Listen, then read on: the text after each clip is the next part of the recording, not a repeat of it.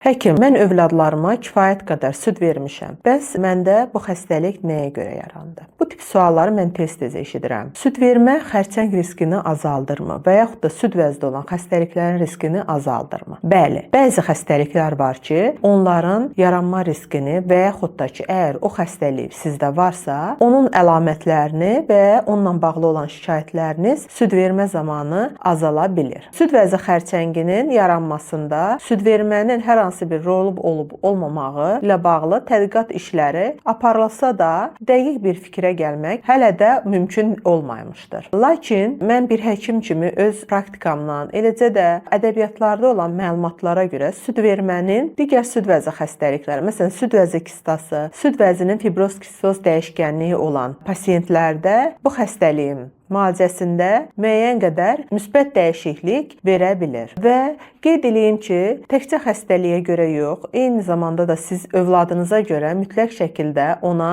süd verməyinizi tövsiyə edirəm. Ümumiyyətlə 1 yaşa qədər övladınıza süd verməyinizi mən sizə tövsiyə edirəm. Ana südünü əvəz edən dünyada elə bir qida yoxdur.